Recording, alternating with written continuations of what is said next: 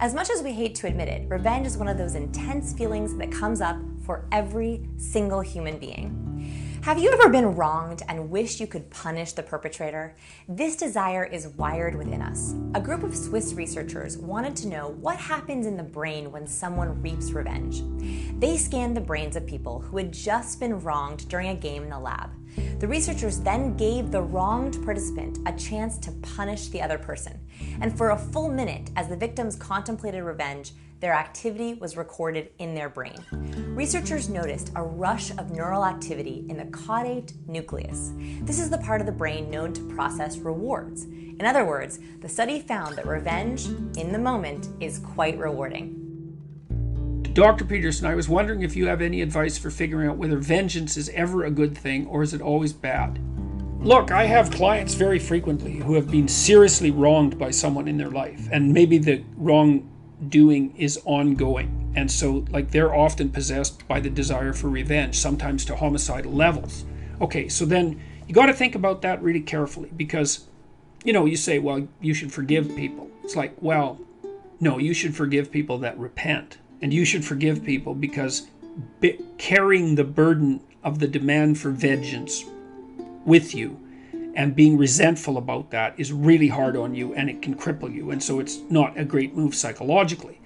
But having said that, it's not easy to distinguish the desire for vengeance from the desire for justice. And part of the reason that we have a justice system is so that you can outsource your desire for vengeance to a system that alleviates your moral responsibility for going head to head with someone that's wronged you. So it's a really complicated question, and I would say I can't answer it on a generic level. I'd have to say it depends on the particulars of your situation. One might think that exacting revenge is a form of emotional release, that it's a way to feel better and gain closure after a wrong. But in fact, revenge has the opposite effect. Even though the first few moments feel rewarding, psychological scientists have found that instead of quenching hostility, revenge prolongs the unpleasantness of the original offense. And instead of delivering justice, it often creates only a cycle of retaliation. But vengeance, the problem with vengeance, generally speaking, is that it produces feuds. It spirals out of control. I hit you, you hit me twice. I hit you 4 times. You stab me. I kill your brother. You kill my family. And then soon the whole world's at war.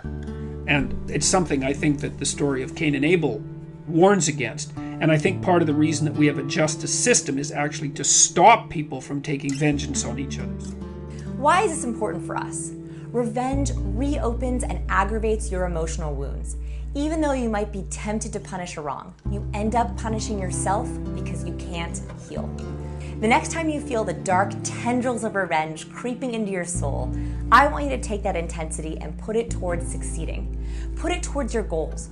Put it towards hustling to get what you want. Get the reward center of your brain pumping by thinking about how sweet it will feel when you meet your goals. This shifts the focus onto you and your mission and makes the other perpetrator irrelevant, which is exactly what they should be. It's your time. Focus on your success, not their revenge.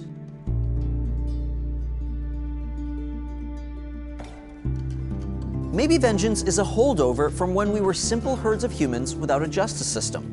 If Caveman Ook wants to steal Caveman Grog's coconuts, but fears Grog will bash his coconut in, then Ook stays in line, Grog keeps his coconuts, and society keeps on trucking.